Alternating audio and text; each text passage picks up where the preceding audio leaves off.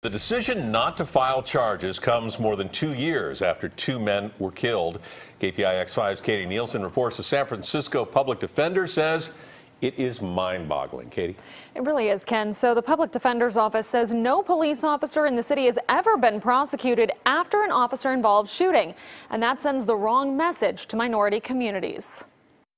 Even if you have somebody who may have committed a crime, this isn't the Wild Wild West. You know, the idea that the officers just surround somebody and shoot them because they can is still wrong. San Francisco's public defender disagrees with the district attorney's decision not to charge the officers involved in 2 separate and fatal shootings. While clearly under the law today, no crime has occurred, that answer was very unsatisfactory for me, morally and as a human being.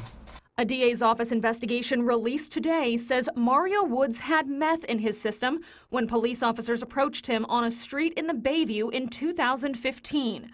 Woods was holding a kitchen knife he had just used to cut a man's arm. In an attempt to get Woods to drop the knife, officers used beanbag rounds, foam baton rounds, and pepper spray. Woods crouched down for a bit and then stood up with the knife and began walking towards civilians on the sidewalk. That's when an officer stepped in between Woods and the civilians. When Woods kept walking, officers fired a total of 26 shots.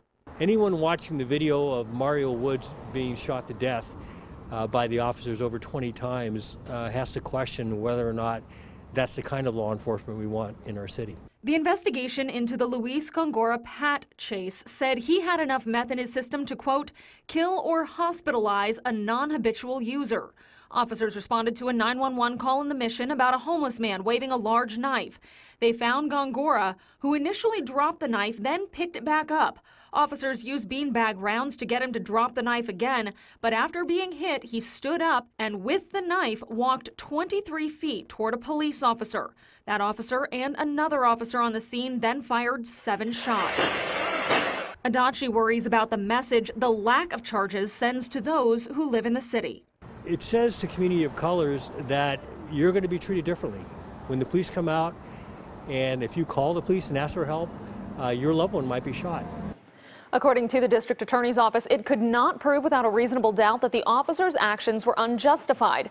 The DA says he's backing a proposed new state law that would change the reasonable use of force rule to necessary use of force. Katie Nielsen, KPIX 5.